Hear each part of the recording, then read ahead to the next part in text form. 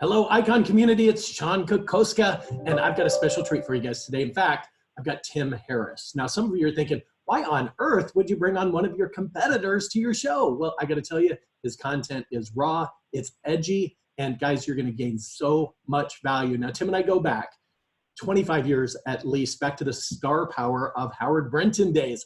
And I'm so excited, Tim, to have you on the show. Welcome, buddy. Hey, man, absolutely. And audience, by the way, Sean and I often refer clients to each other. So, I know some of the people that we've coached, back and forth. And so that's how closely we like to work together. So, but his forte is different than ours. If I have somebody that wants to form a big team, or they want to form a profitable team, a team that's going to last a long time, there is nobody else other than Mr. K. So that's where I always send them. So Sean, listen, I really appreciate you having me on your show. Well, Tim, it's my pleasure, of course. Now, I just want to kind of go straight to the gut here real fast.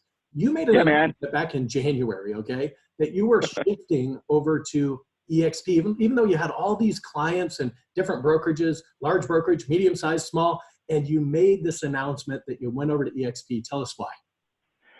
Oh, so you're just going to throw me under the bridge or throw me under the bus that fast? Okay, well, then I'm going to have to tell a story, and I'm going to do it as quickly as I possibly can. So Julie and I, like you, Sean, have been in the real estate training space. Well, real estate sales, obviously, then coaching and training. It feels like a billion years. Julie and I have been married for 28 years. As of last Sunday, we're in our late 40s. And this is pretty much all we can ever remember having done. And I know you feel the same way. Yes. But yeah, so Julie and I have always had the mission of basically, not originally, obviously, we were wanting to make money and build a business, and our motivations were different. But over the years, as we've become more affluent, frankly, and which I hope we can actually talk about today on the podcast today, is basically, actually being why people are choosing to be rich or not choosing to be rich. But yeah, so our mission changed. We stayed focused on being of service to other agents, but what really started to happen was, as we became rich, frankly, where our money started working for us and we no longer had to work for our money, we still found ourselves, in the coaching and training business, which we really loved. And the answer to the next obvious question is, well, why didn't you guys just sell it or whatever? Because we truly enjoy being of service to other people. And I know that does not necessarily sound sincere to some of you, but the reality of it is that it was what motivates us. So our mission, we don't need to get religious based here, but our mission is to basically take care of the people that choose to listen to us. And those people, whatever it takes, agents, and however we can, we're going to tell them what we think is the best thing for them to, have better, fuller, healthier, more financially secure lives for themselves and their families. And so that's really been the premise of our coaching business forever. And so EXP actually, through different people, approached Julie and I many times over the last, 10 years, 6 years. And we always said no. And I'm going to be really, raw about this. I didn't understand the model. I didn't take the time to understand the model. It was probably my ego that didn't want me to even listen. And I actually have gone back. This is funny. Brian Tudis and some other people, I've actually gone back and apologized because in retrospect, I realized I was probably rude to some of these people when they approached me years ago about EXP. But guess what? I was a dumbass not to listen. I was. And I was totally, I was. And it was my ego. I didn't want to listen because I didn't understand, and I didn't want to take the time to understand. So here's what happened. I'll never forget this. This was a huge experience for me. Julie as well, right? April of 2018. I started getting, it happened in just like a very short period of time, panic calls and emails and all this from longtime coaching clients, people that own brokerages, sometimes the top producing agents, just whoever. But there was like 4 of them that came in with a week. And then there was another, like the following week, there were maybe 3 or 4 others. And these were people that I've known for a long time that I respected. And here's what they were asking me. Tim, what the hell's the deal with EXP? This team or this brokerage just switched over in my marketplace, or in some cases of these larger brokerages we work with, as we're losing agents to EXP, what's your take on it? What's the whole thing. And here I was, I never actually did a deep dive into it. So I was like, okay, let me do some homework.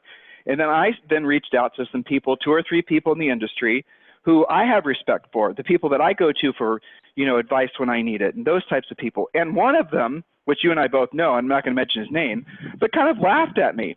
And I called them up and I said, so what's the deal with the XP? I just need your take on it because I'm having some of my best clients that are asking me these questions and I'm just not sure what. I had no information, basically, just cursory information.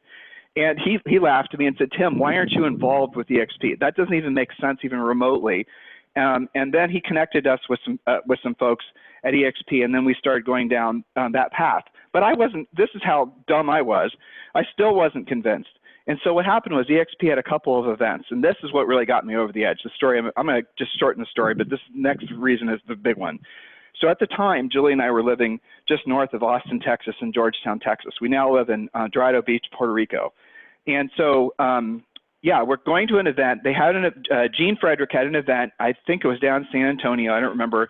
Lost Pines Resort. You probably know where it is, Sean. You live in Austin. Yeah, and it's a great place, by the way. Oh my gosh, is it ever? That place is magnificent. So we're coming back up. We're driving back up along, took maybe an hour maybe an hour and a half. And Julie and I were decompressing. Well, so I should take a half step back. When we went to this event, we just went as attendees. And we didn't wear name tags. We didn't want to be recognized. Julie and I didn't even sit next to each other. We didn't want to have any conversations where people were like, oh, I listened to your podcast, or, oh, I bought your book, or, oh, I'm a coaching client, or was a coaching client. We just wanted to be there to observe. And we wanted to be there to have unfiltered, unfettered conversations with the XP agents. We are there to do homework. Obviously Gene knew we were there. His wonderful daughter, Nicole, knew we were there, but that's what the goal was. And so we went to this thing, and that's what we did. We talked to agents. We got to know, just normal, the boots on the ground types who are most of our coaching clients. And, those types of people, the actual practitioners. And they were different than any other group of agents I'd ever talked to. And I'm not going to talk about the family and the community. That's what everyone likes to talk about. That isn't the reason that they were different. The reason they were different is because most of these folks had generated passive income from the EXP's revenue share thing. Most of them weren't making gazillions of dollars, but they were making enough money from revenue share that they no longer had to worry about money anymore. Their basic financial personal needs were taken care of. Okay, so that's what, can you hear me okay, Sean? There was a little bit of a delay. It's the Puerto Rican delay. Yeah. Okay. Keep going. So that's the conversation. I had the same experiences. Julie talked to different people than I talked to, and they were riding back up 29, and we were having this conversation about what we just experienced. And Julie talked first, and she was telling me about what she observed. There was like the normal omnipresent sense of stress and foreboding that you feel at a real estate event. And mostly the big ego, people walking around, and my team is this big, your team is that big, and look at all my assistants, all the blah, blah, blah, blah. All that crap, it wasn't there. There was a sense of the only place I'd ever been, and I've said this before, and I really do mean this, the only other place where I've ever sensed that kind of sincere community was church. That's it, and that's how it felt. Because there was a common element there, but the element obviously was people were proud to be with the company, but the big 400-pound, 800-pound gorilla of the financial thing was gone. For a lot of these people, they were on their way to creating some sense of financial independence. That to me was what I had always wanted to create in our coaching business. But EXP was able to accomplish the goal that Julie and I had set for ourselves as our mission for helping the people that chose to allow us to help them. They had done it more efficiently than we had. And that's where my ego rub came in, because I realized that they were actually able to help agents create financial independence for themselves, where they were rich, where their money works for them, and they no longer had to work for the money. Glenn Sanford and his executive committee in this amazing company, they did it faster, more efficiently than I was able to in my coaching company. That I guess my ego didn't like that. So we're driving back up, and Julie asked me about it, and I was still resisting, and all the rest of it. And Julie goes, I don't remember exactly what she said, but I'll tell you the essence of it. She said, Tim, if she's being nice to me. She's a nice lady, classy. And so she asked me, what did I think? And I told her, and apprehension, whatever. And she goes, well, this is the question she asked me. Do you truly believe it's our mission on this planet, professionally speaking, to be of service to agents? And I said, yes, of course. That's what I always say, blah, blah, blah. And then she said, well, if you don't choose if we don't do this, we're hypocrites. And she said, you're a hypocrite for not wanting to do this, because they're able to actually help us fulfill our mission of being service to agents at a higher level and faster. This is a condensed version of what she said, understand, than we're able to in our coaching program. And I have to tell you, that was a transcendental moment for me, because A, she's not normally that direct, okay? B, Julie's very analytical and she thinks things through. And for her to be this enthusiastic about something and this really convinced of something was, for me, she was ahead of me in this thought process, and that hardly ever happens. And so I was like, oh my God, this woman I've been married to for almost 3 decades, she's right. She's absolutely right.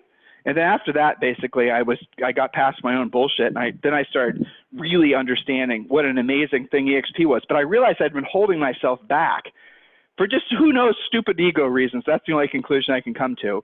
But in retrospect, I'll tell you what I really wish is, I wish I would have gotten involved, or I would have, aligned our company with them years ago. I wish I would have been.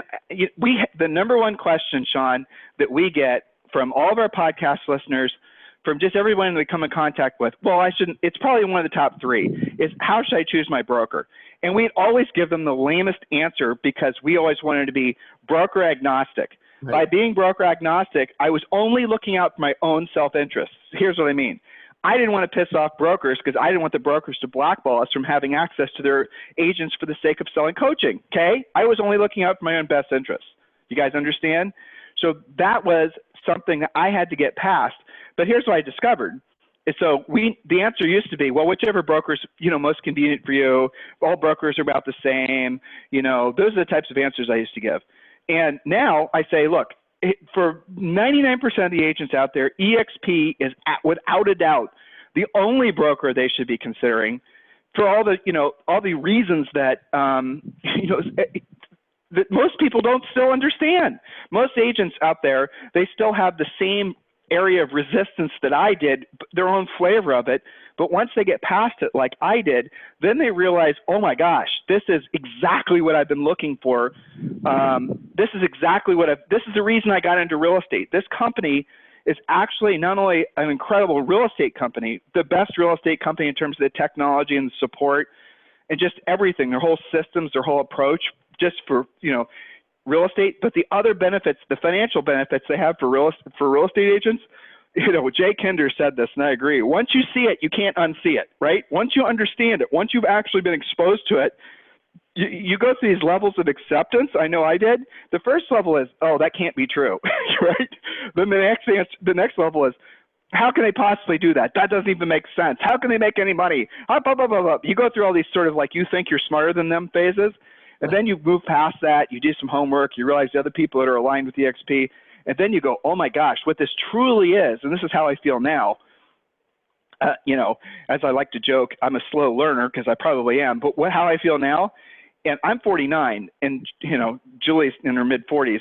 This is the last best opportunity, and I mean this, I'm quite certain I'm right about this. This is the last best, business opportunity of our careers.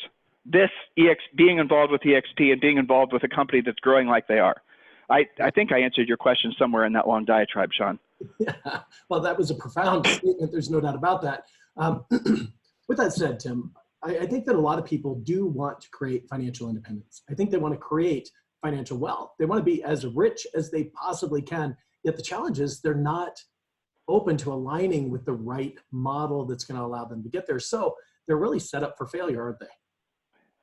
I wonder if what you said is true, actually. I think people say that, but I don't think people mean that. I think this is an interesting conversation that Julie and I have had on our show, our podcast before. If given a choice, if you ask, most people, would they rather be famous or be rich? Most people I know, I'm convinced, would say famous, and they assume that that's going to mean rich. I've known quite a few famous people, not just in the real estate industry, who once you get to know them, you realize they're not rich.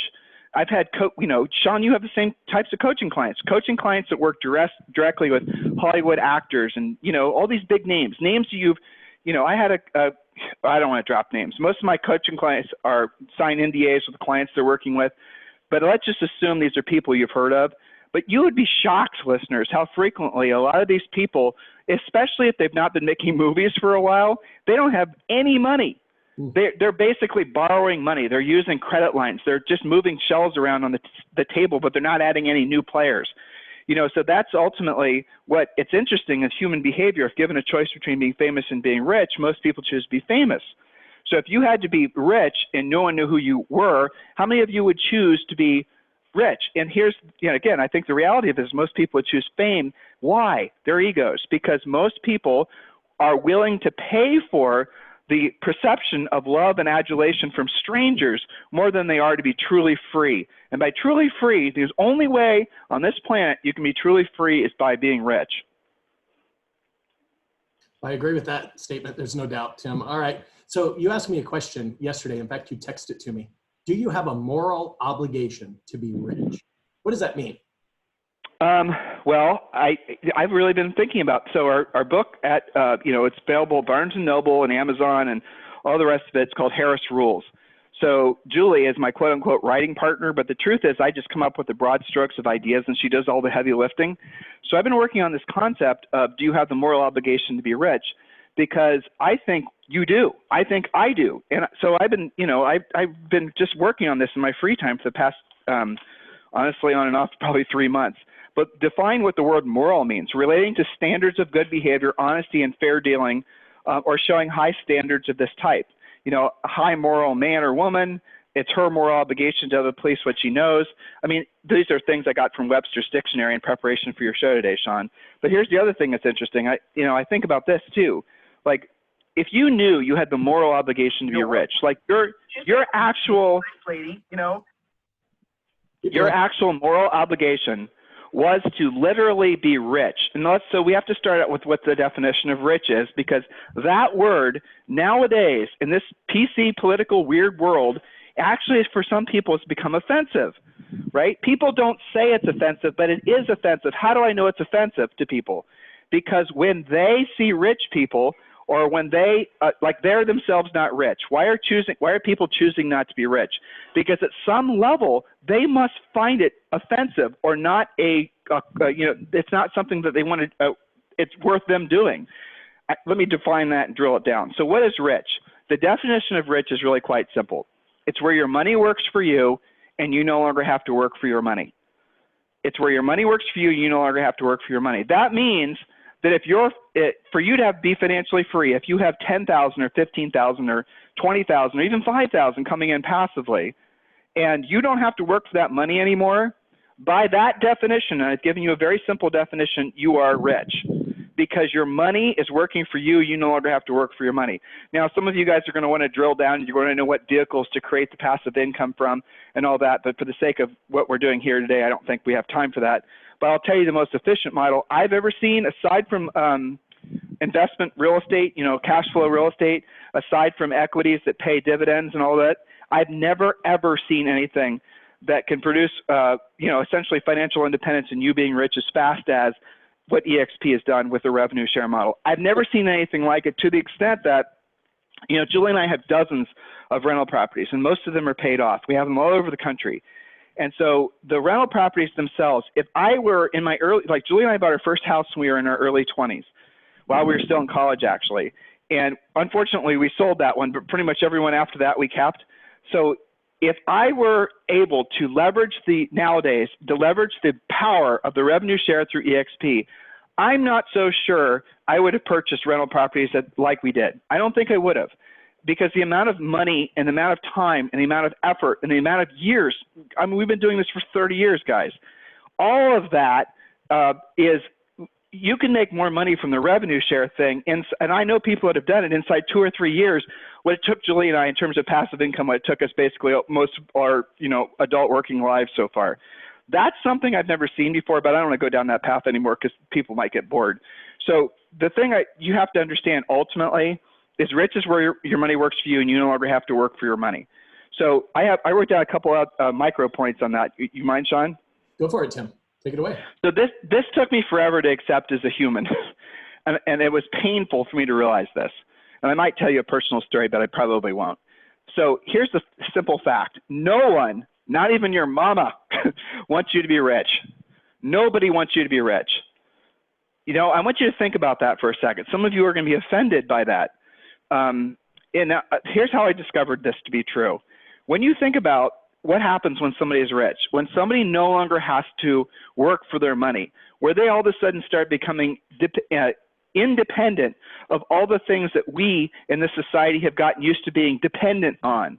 And if you think about what that means, you're talking about, like, if you really drill down on what society wants you to be dependent on government, schools, Social Security, a government job. The system can only exist if people stop believing that they can be free. In other words, if you really saw your obligation on this planet to be rich, if you really saw your moral obligation to be rich, and that was going to be your North Star until you accomplish that goal, and you are going to focus in, and how do you go about accomplishing that? We're going to give you the definition of basically how to go about accomplishing that in 2 seconds. But if you really had that as your most dominant driving direction in your life, it wasn't to be famous.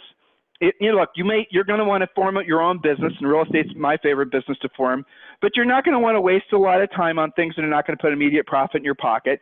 Your filter, your litmus test for every single financial decision is going to be, profit. It's not going to be touchy-feely stuff. It's not going to be any of these things you can't track. It's going to be profit. So, foreshadow one of the things we're talking about here in a second. In real estate, in any business, your product is profit.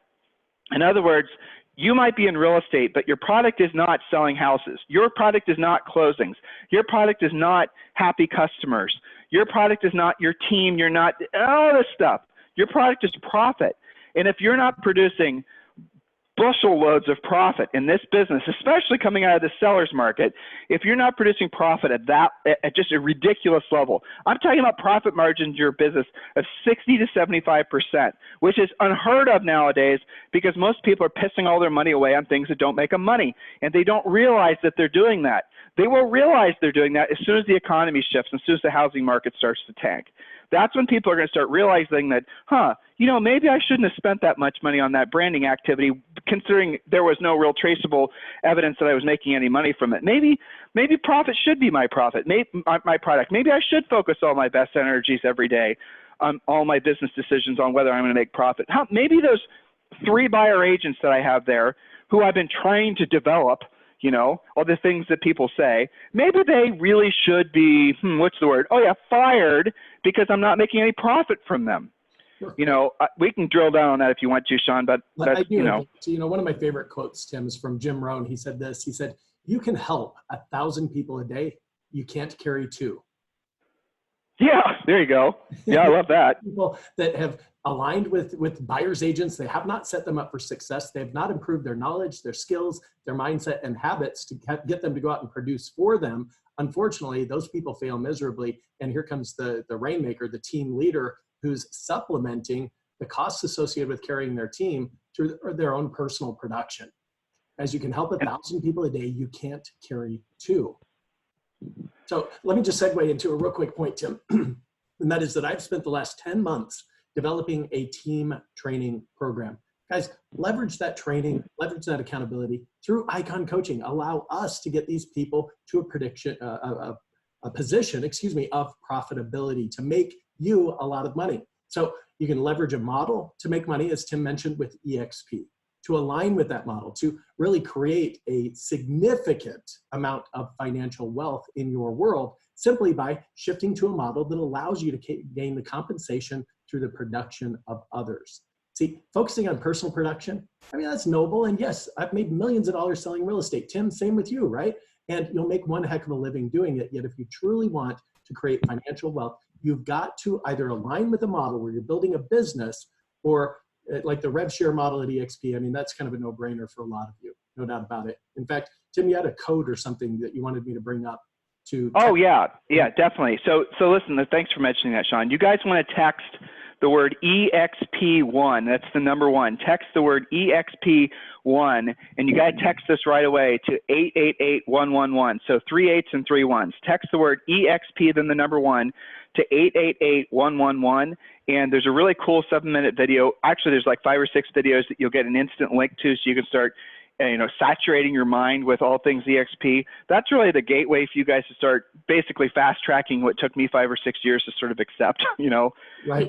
So quick question that came in on Facebook, Morgan Peterson. Thanks. How you doing, by the way? Why is it that so many people are afraid to make the change or afraid of something new, as he put it? Yeah, man. Right. Oh, I like this guy. Boy, what a great freaking question, right? I mean, that's seriously introspective when somebody actually can ask themselves that question, realizing they're getting past their ego and realizing I'm being fearful. So here's the thing with fear. There's 2 types of fear. There's psychological fear and there's real fear. 99.9% of everything that we experience on this planet as modern humans is psychological fear. I'll give you another word for psychological fear: total and complete bullshit. Because real fear, stay with me here, guys. Real fear is the types of fear that you felt when maybe the primal version of you was running from a saber-toothed tiger. But the way that our brains react, like for example, how many of you have actually experienced real fear in your lives? Some of you have, and I know that. If you've been in combat, okay? If you've been in a situation where literally you thought you were going to die. Situations like that, that's real fear. That's really something external that could cause you to be dead or maimed or somebody else that you know and love. That is real fear. But here's what's fascinating when you study fear. It's also interesting, the whole pharmaceutical industry who's been creating all these anti-anxiety and, fear things, they're essentially waving the white flag, realizing that all those medications that they've been creating forever actually did not work. But here's the thing. Psychological fear feels exactly like real physical fear because it triggers the same exact, essentially reaction in your brain. It causes your pulse to react. It causes all these things in your body to sort of fire off, exactly as if that saber-toothed tiger were still chasing you. So when you feel fear, psychological fear, realize it's in your head and it's fake, but it feels real because it's reacting and essentially acting the same exact way. What I just told you guys is a very simplistic Tim version of what's been proven in many, many scientific studies that have been coming out of Harvard and whatnot. Julie and I wrote about this not extensively as I would have liked, in Harris Rules, but it's really important for you to understand that. So if you can remove yourself from the feeling of fear and you realize the fear is fake, you realize the fear is essentially ego, and the ego wants you to stay the same. A great book written by a friend of ours, Ryan Holiday. You guys definitely have to get this book. It's called Ego is the Enemy. And also on YouTube, I did, he was so grateful to put up all my questions. I peppered him with questions for probably 2 hours when we videotaped the whole thing about ego. That's on YouTube. Just look at Tim and Julie Harris, or just go Ryan Holiday, Tim and Julie Harris, that kind of thing. You'll find it. And watch that, but really deep dive into if you're finding yourself allowing fear to control you, accept the fact that it's all in your head, it's all fake, and then ask yourself if you want to be controlled by your sort of software or whether or not you want to replace the software. But this is a really interesting topic. Most people don't make a change in their lives until the perceived pain of the change becomes less than the real pain of not making the change. Let me explain. Had a coaching client. Guy's name was Monet. And he's now since retired from real estate because he bought enough investment properties and he's basically just living off his cash flow. But here's the story. He was hugely overweight. Is that a word? I think that's a Trump word, isn't it? Hugely? Anyway, so he was really overweight. And this is before I had him as a coaching client. And he told me this story after I started coaching him. And he was going to the doctor on a regular basis. The doctor was saying, Monet, if you do not lose weight, you're going to probably develop, all the nasty things that happen from poor circulation in your limbs and all that rest of it. And if you guys know what I'm talking about, it literally can develop gangrene in your fingers and your toes and then maybe your legs and all the rest of it. So he knew that was sort of the path he was on. They never did anything about his weight.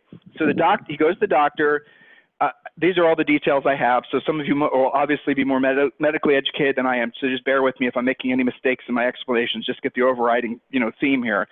The doctor then tells him, Monet, if you don't lose the weight, Actually, he didn't even say that. The way Monet says it, the doctor said, all right, it's time to schedule you for your surgery. We're going to have to remove, I think it was all or part of his foot, like his toes. I don't know, something really horrible. And Monet said it wasn't until that very moment that he realized that he needed to lose the damn weight. It's like, what? Yep, that's what it took. So what it took for him to lose the weight was the final realization that not making the decision was going to be more painful than making the decision to lose the weight. And here's what he did. Remember, this is before he was a coaching client. Is he actually lost all the weight, and he got in such good shape he was on the cover of a men's fitness magazine. I saw the cover of the men's fitness magazine, and the guy was ripped. Wow. So that is, for example, how most people react. And I saw it, and Sean saw it the last recession. Most people do not make a decision to make a change.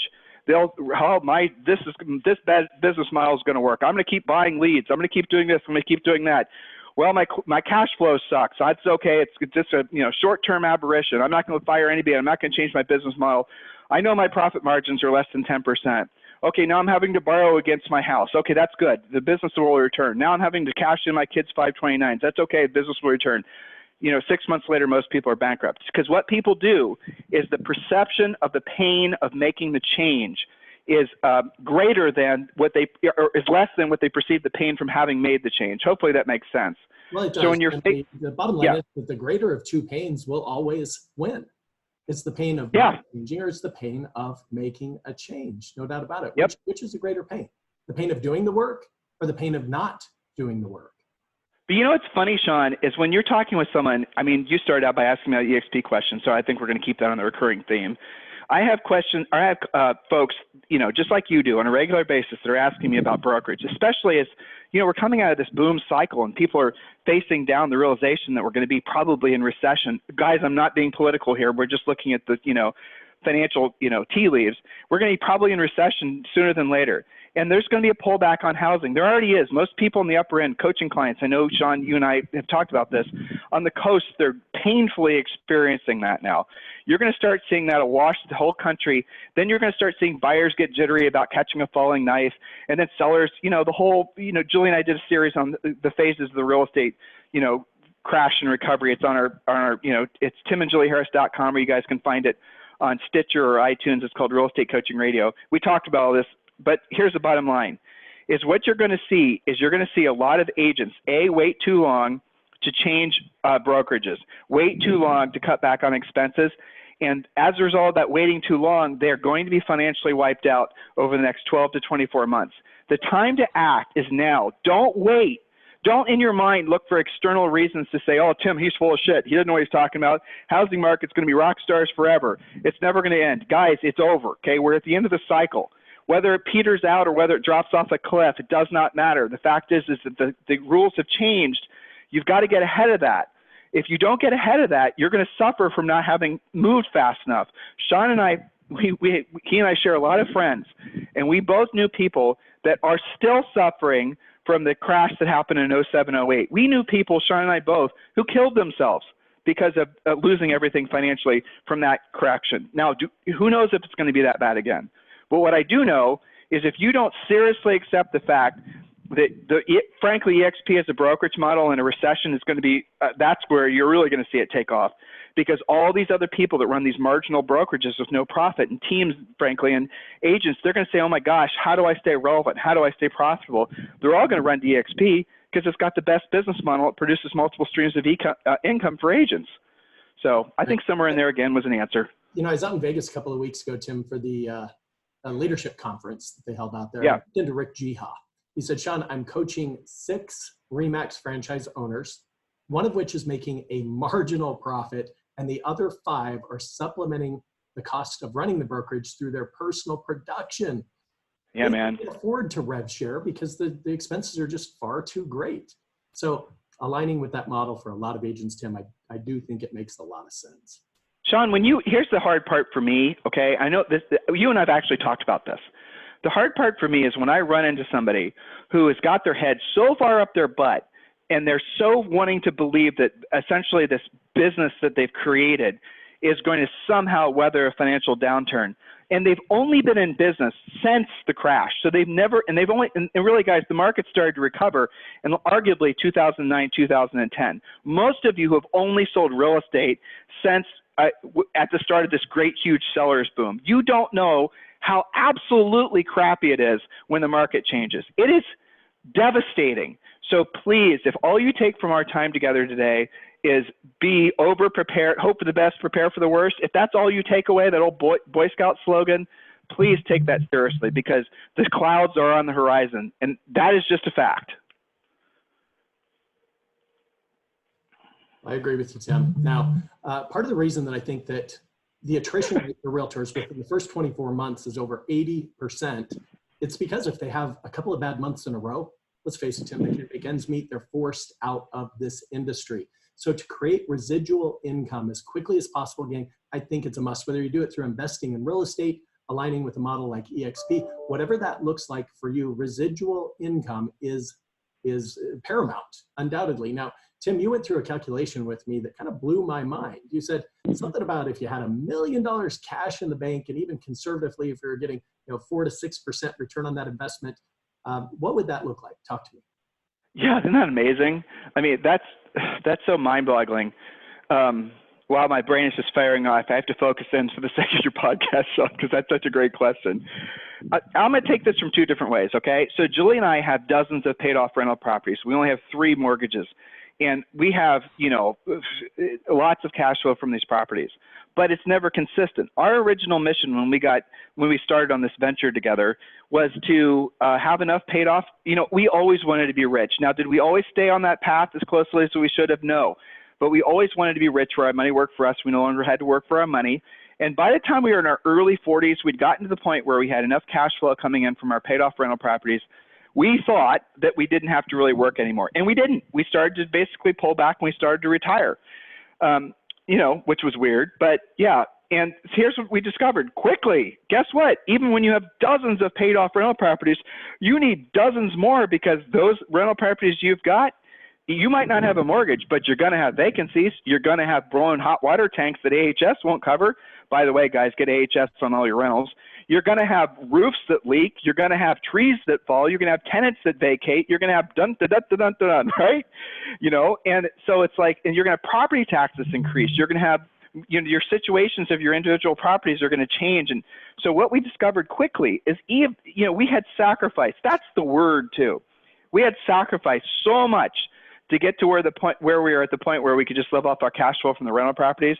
And I said this before, I don't think we would do it again, because it was too much sacrifice for where it got us. It was buying rental properties as a mom and pop, in essence, is very inefficient, and then managing them is even more inefficient.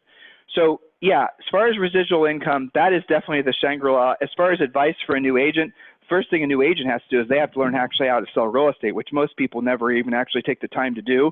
They focus too much on lead generation and branding and all that. They never actually learn the meat and potatoes of having a skill set. But if you're wanting to know how you're going to survive the next change in the market, if you're wanting to know how you're going to stay relevant, keep your business model. Okay, here's another book, guys. Write this one down, please. And this is a great book. The total and complete antithesis of most things you're ever going to hear from in any sort of real estate education event. Profits aren't everything. They're the only thing. That is a great book. Get that book. It's been very, inspirational for Julie and I. We read that book every year, and sometimes more frequently, to keep ourselves focused on that very thing. So when you're thinking about, like, as an individual practitioner, as a team, as a small brokerage, you're looking at your numbers right now, and Sean said it too. Where are you subsidizing laziness? I was on a coaching call the other day with a guy named Russ. He's the #1 agent in his market, and he had done, I talked about this in our podcast, and I actually said the numbers wrong. I'll get them right now. He actually, him and his team did something like $1.8 or $1.9 million in real estate volume, in commission. I mean, they made a lot of money. They did really, really well. And then I asked him, I did the math. He is focused on listings himself. Him and another assistant, they focus on listings. He gets a lot of business from prospecting, proactive lead generation, and also from centers of influence and past clients. Those are really his 2 primary spokes. So I did the math with him on the phone, and I said, So Russ, your profit, I asked, what's your ratio of buyers to sellers? And he said, basically it's almost split exactly. He actually had a spreadsheet, which, was amazing that he had a spreadsheet that, broke all this down. And he was with Keller Williams. So, he had some business training.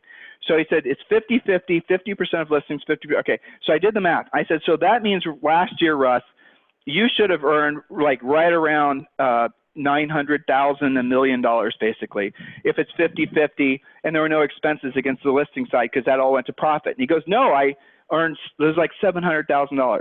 I said, so why is it that when you're telling me, based on what you just told me, you only personally made $700,000? And let's not start throwing in the idea that somehow he had some fancy write-offs, he's writing off, but let's assume the guy's honest and he's not trying to cheat on his taxes. And I said, Russ, have you ever done a profit and loss on your business? And he goes, yes, I did on all of my business. That's the spreadsheet I was just reading to you. Great. Have you ever done a profit and loss on your individual agents in your business, in your buyer agents? No. Okay, well, that's interesting. Maybe you should do that. And I know Sean teaches that. Have you ever actually drilled down and asked yourself why you're subsidizing from your own, what should be profit from the listing side? Why are you actually, taking out of your own pocket, in essence, $200,000 or $300,000, which should be going in your pocket to subsidize this other side of your business, this inefficient buyer agent side? He hadn't even had the thought. He didn't even realize. He thought he was doing good. He said, and from a profit margin perspective, he was doing good. So I said, Russ, tell me exactly what would happen if you stopped the buyer agents altogether. You just got rid of them all, and you referred the buyer sides off to independent agents in your marketplace, and all the rest of it. What would happen to your listing side business? He goes, nothing at all. He goes, I would make that money. It wouldn't matter much. I said, so that's an easy way for you to increase your net profit every year before taxes, right? Obviously this was before taxes, by essentially $200,000 or $300,000. And that was an interesting conversation. So this is somebody who is smart, who's running a business really efficiently. But I'm going to give you another example of another type of thing that people need to be thinking about. I'm giving you guys big examples. Don't be intimidated by them. Just kind of like scale this back for your own reality. Another great coaching client, one of my favorite coaching clients ever, actually. His name is Chuck. He's in North Carolina. Love this guy. He's so freaking drilled down. He gets all this business from proactive lead generation. It's him and an assistant. And I do remember his numbers because he's a personal coaching client. He will do about $1.6, $1.7 million in commission this year. He is a multimillionaire from having sold real estate, and all he focuses on is listings. He won't take buyers around unless they're actually going to buy one of his houses. So he says. I'm sure he picks up the occasional buyer. Well, we did his math, and this is what we found, Sean, and I found this continuously, is he was paying his broker this year, basically tracking to pay his broker about $500,000. Wow. I was shocked, but I've had people that were paying more. I had a call last night with this really sweet gal from Oregon named Becky. Her husband owns a landscaping business. She's an ex-school teacher. Her kids were out of the house. Her husband had, they're getting by. They're not doing well financially, but they're getting by. So she did the math. She is a KW agent. She earned $90,000 in commission so far this year. She thinks she's going to do another 9 or 10 transactions, which is great. She did the math on the gross. She came to the call having done the math. Coaching client, podcast listener. So we got her to think like this. Her actual before taxes amount of money that she had earned was right around like $38,000 to $43,000 because of all the money she'd paid the broker, all the money she'd paid for some of these other stupid things that agents have normalized as far as buying leads, all those types of things. And she had done the math, or maybe I just pointed this out to her and she agreed, but she was basically making about $15 an hour selling real estate. It's crazy. And her biggest single line item of expense wasn't marketing, wasn't lead generation, wasn't all these other things. It was her broker. And that's the thing I've learned in the past 8 months. The agents have been paying such an extraordinary amount of money to their brokerages, and they don't even know it because brokers have gotten crafty. They don't just call it, you're on a commission split. I could tell you story after story. I had another one, the guy's number 2 or 3 at one of the blue companies, right? A massive agent. I've known these guys forever. Matter of fact, he and his wife were one of my first coaching clients back forever ago in the late 90s. And I'm doing the math with him. And he goes and I'm not going to say his name. He'd kill me if I did. But he was on a unusually high commission split for this company, which put him at basically, he was on almost essentially like a 91.9 or some crazy thing. I mean, he negotiated over the years. And he was saying, Tim, I would never consider EXP. It's a just rattled off all these reasons why. And then I said, he talked about the commission split. He just wanted to focus on that. I'm on this commission split. It's always that. It never goes away. There's no cap. I started doing the math. I like doing math. And I showed him how much he was paying. But then about halfway into that conversation, he then slips into the conversation, oh, I didn't tell you. They charged me a 6% royalty fee or whatever for every transaction. I'm like, what? So you're not on a 90+ commission split with this company. You're on a 90+ commission split minus 6%. Right. You're basically paying in the mid-80s. I said, how does that even make sense? That's when he then realized that maybe he should be, repositioning himself before the next recession hits. And, in the upper end, it's really hit hard. And that's when he's, we're having an EXP conversation right now. So these are the types of thoughts that people need to be having now before it's too late. By too late, I mean, not that you can't switch over a year from now, but too late in that you've already burned through your resources. There will be scary things that happen for agents that wait too late, and avoid them. Avoid the pain and suffering. Just do your own homework, trust your own intellect, and stop letting fear ruin your potential. I mean, I could talk forever about this stuff. This is what I do, right? That is fantastic advice, Tim. Now, one of the things that you and I both know is that oftentimes people are motivated through the contrast. They learn through the contrast. Now, you sent me a list of success hazards for real estate agents. Why don't we just quick review that? What keeps people from being successful? Well, what's successful? That's the first thing. They don't have a definition of it. Now, I'll give you a simple definition of it. Be rich. When you're rich, oh, hold on, Tim, I don't like that. My idea of success, look, this is a business conversation. We're not talking about spirituality or health or your family or your relationship with whatever. We're talking about money. That keeps things really simple. Do not mix different things in your head, because then you're never going to have a true definition of successful. So consider at least incorporating this simple idea. Be rich. Your goal, your moral obligation is to be rich. Rich is where your money works for you and you no longer have to work for your money. You are literally morally obligated to do it. And if you don't do it, and you can, you are being immoral. You're standing on a street corner today and there's some little kid that's about to jump in front of a, taxi. And if you did not stop that kid from jumping into in the way of harm, you are an immoral person. Everyone can agree to that. You need to maybe consider that you are equally as immoral if given the opportunity to make yourself rich and you don't do it. You are equally culpable to immorality because you didn't do it. What happens when you're rich ultimately? You're free. And then what happens when you're free? You can help other people do the same thing. That's your moral obligation if you can. And everyone who's taking the time to listen to this, they can. You have a real estate license. We've just told you about probably the greatest wealth creation system ever devised for the specific benefit of real estate agents called EXP Realty. There you go. You now have the tools. Are you going to pick that? Are you going to actually do something with that? So the simple definition of success, in my opinion, having a business conversation, not talking about spirituality or all these other things that people like to talk about in real estate, is being rich. Being successful and being rich are synonymous. In money, in business, that's your goal, because then you can be free. You can experience freedom. How many decisions do you make right now because of the fact that you're not rich? How many, do you vote a certain way because you're financially dependent? Do you believe the things you do because you're financially dependent? How many ways are you being controlled because you're not financially free? It's every way, by the way. How you think, how you dress. It's all controlled because of the fact that you're not financially free. And when you start realizing that, then you start allowing yourself to at least consider the thought that, hey, you know what? It is my moral obligation to be rich. So tell me, what are the things that stop people from being rich? Environment. That has to be number one. Environment includes not just your physical environment, but the people you surround yourself with. And real estate has become it's become normalized to allow your potentiality to be co-opted by other people.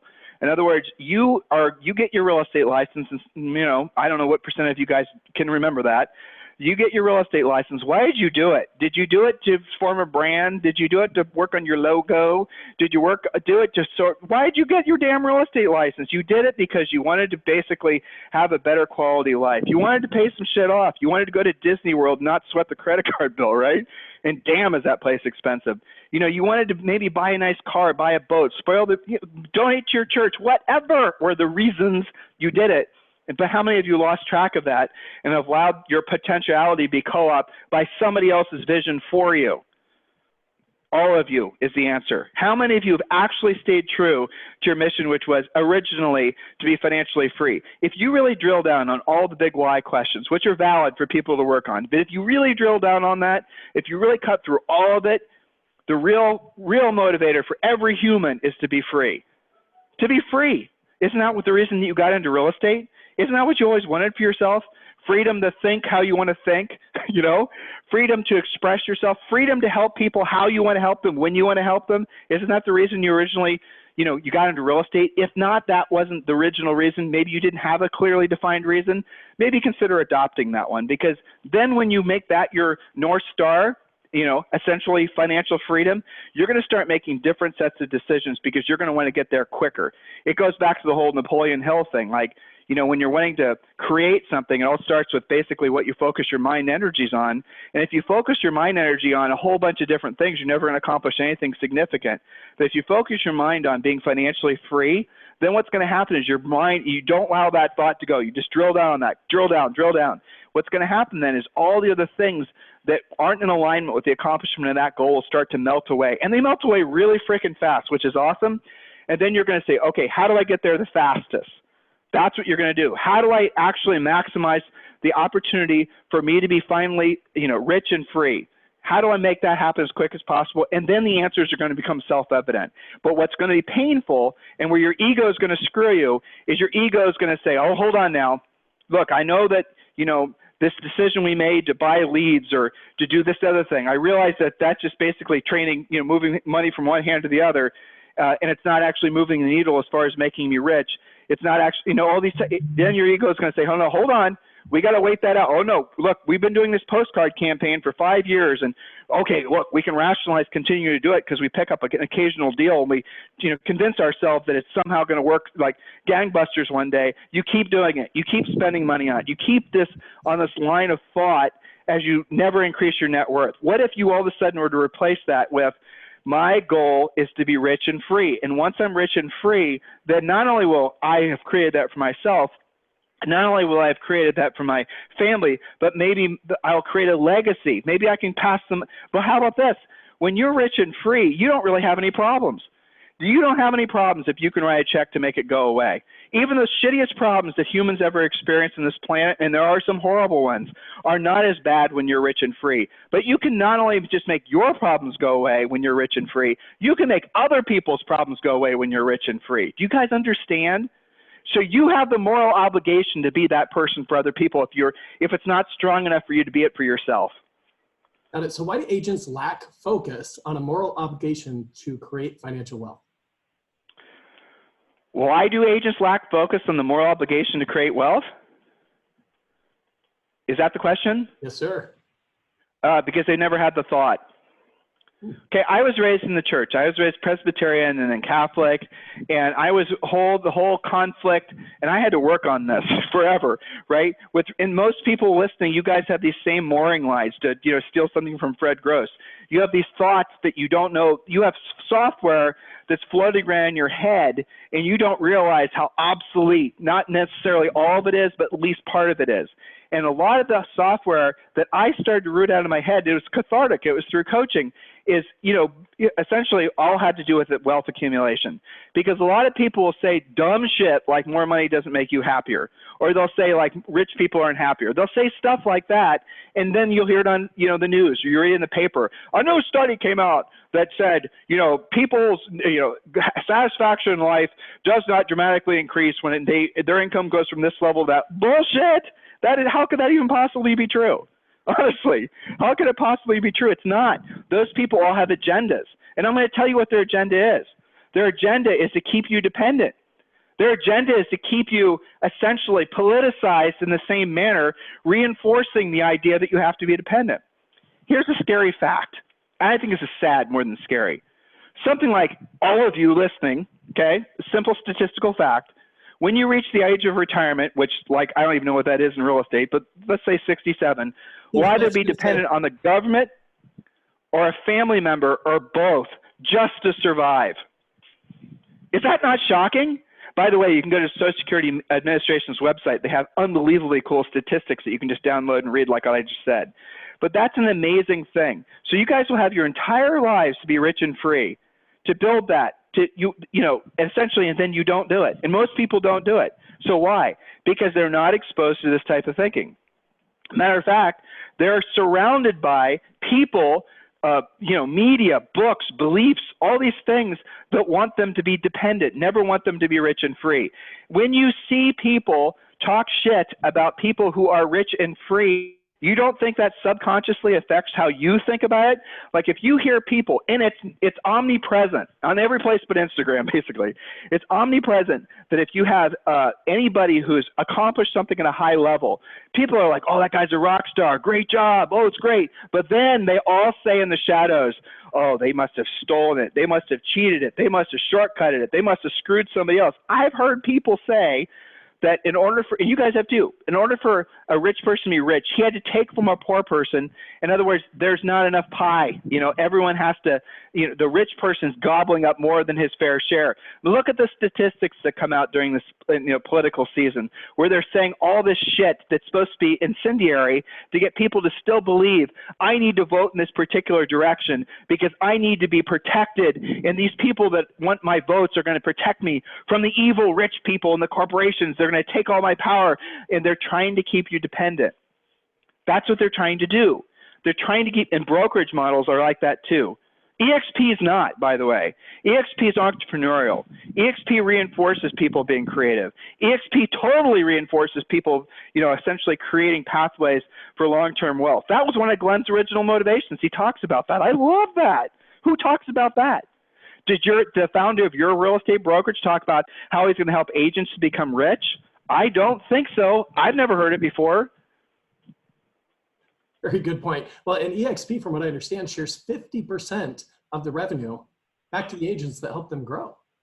Oh, dude, look, I mean, again, if you have people listening, which I know you do, who have never been exposed to EXP, and we start actually talking about the revenue share, I promise you they're going to think we're lying.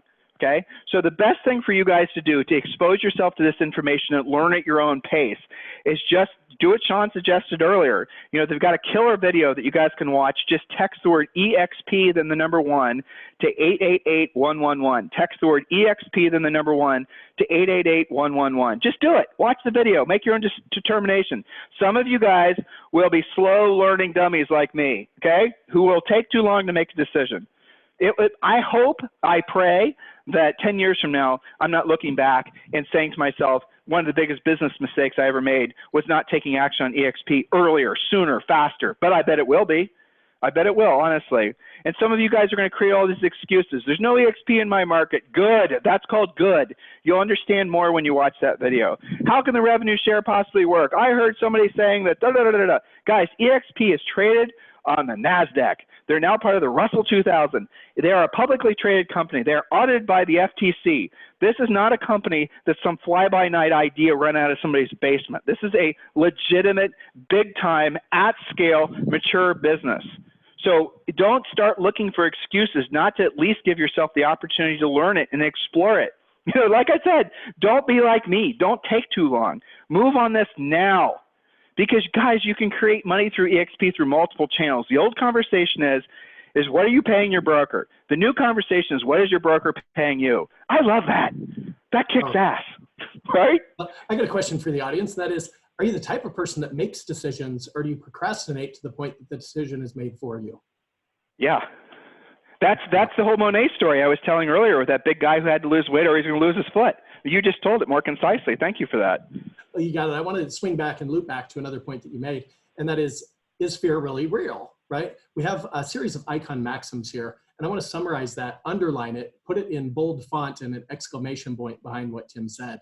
And that is, Fear is not the same as danger.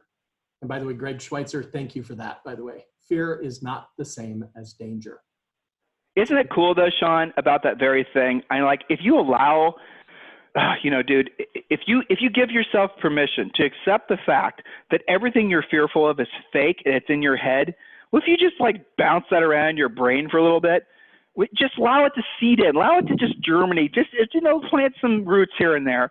Dude, that is the biggest gift you can give yourself, because then you're realizing, oh my gosh, look, how many of you guys are walking around with, not unfounded fears of your health or your financial abilities? Or how many of you are believing that, like some of you are believing that I'm always going to be, having this 800-pound gorilla on my back as far as having to pay bills?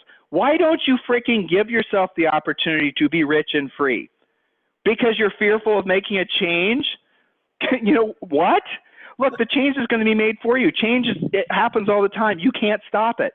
Complacency, that's a fake word. There is no such thing as complacency. You can't be complacent because everything around you, constantly changes. The cells in your body, everything around you, it's constantly changing. So the idea that you're going to try to be complacent and stay the same, it won't happen. Everything around you will change. A very wealthy friend of mine who made a lot of money during the first tech bubble, still lived in Silicon Valley. He told me this story. I thought it was hilarious. He said he made all this money when he was like in his late 20s or something. He built this big ass house and he had, bought some, Ferraris and this whole thing. Just really blew it up. MTV Cribs, for those of you guys who are old enough to know what I'm talking about. Now, he said, fast forward 20 years, he goes, now his house is small, and by many who are buying in the market, it's considered a knockdown. His Ferraris that he bought, this is how I was connected to him, are all old and leak oil and basically need constant care and feeding. And so he didn't change. He said, I am out. I've made my, money. I am rich and free in my 20s. I'm not going to change anything. He's not in very good shape either. I hope he's not listening because I don't want to hurt his feelings, but there it is. And he stopped working. He stopped changing. He stopped evolving. He stopped trying to get better in life. He wanted to be complacent. His mission was to stay the same. And now what is he slowly doing? He's watching his whole entire world that he was trying to protect to keep the same. It's all eroding around him. And now I don't know if he's going to be able to recreate himself. Honestly, he probably isn't. That world probably sees him as completely irrelevant. What? Sorry? Change, buddy. It's inevitable, yet growth is completely optional. Yeah, there you go. So, guys, we've run out of time. Unfortunately, Tim, I know you and I could talk for the next 12 hours about all of this. We do. Some key takeaways, guys. Number one, be fanatical about profit. Analyze, why aren't you rich yet? And perhaps it's because you're stuck in a model that's holding you back from that financial wealth that you so desire and so deserve. Point number three was, fear. Well, it's not, it's only in your head. Fear is not the same as danger, no doubt about it. Next point, you only live once and you're dead for a really long time. Tim, I love that. When you shared that with me, I had to type that out. You only live once and you're dead for a really long time. I dig that. And then avoid the success hazards, like not maintaining focus, quitting too soon, or believing that everything should come easily and naturally versus doing what you need to do when you don't want to do it at the highest level possible. I love that quote from you, Tim. That is powerful. Yep. Do what you don't want to do when you don't want to do it at the highest level. And that is the truth. And that will get you into, that will get you rich if you just do not let go of that. Make a list of the things that you don't want to do and notice how those things that you don't want to do are also the very same things that would put money in your pocket the fastest. Put those thoughts together, people. Yeah, quick shout out to my mother and Tony DeCello. They shared with me so many years ago. They said, I will do the things today and every day for the next 5 years that others won't. So that 5 years from now, I can afford to do the things that others can't. So great segment, Tim. Fantastic feedback through Facebook. You guys, thank you for tuning in. Again, any questions, just text EXP1 to 888-111. We'll send you a short little video. It's going to save you a lot of time Googling, benchmarking, trending, all that stuff. And it's going to kind of narrow that focus so you can get the answers and deepen your knowledge base around the change that's affecting this industry. Tim, I thank you for your time. Any last thoughts you want to share with the group? Dude, I'm just genuinely excited. I'm so happy to be relevant and help people. I'm so grateful, sincerely grateful that you gave me an opportunity to hopefully be helpful to the people who choose to listen. And I know it's not everybody. The rule is 10% of you are going to actually take action on some of the things we said. Guys, look, at this point in my life, I'm going to be 50 in March of next year. My whole mission in life is, I'm not going to say give back because that's not it. I wouldn't do this if I wasn't making money, okay? But my mission in life is to intentionally try to improve as many people's lives as possible. I have never seen in the decades plus, 2 decades plus in the real estate industry, anything that's as good for real estate agents on a very core, important, critical level than eXp Realty.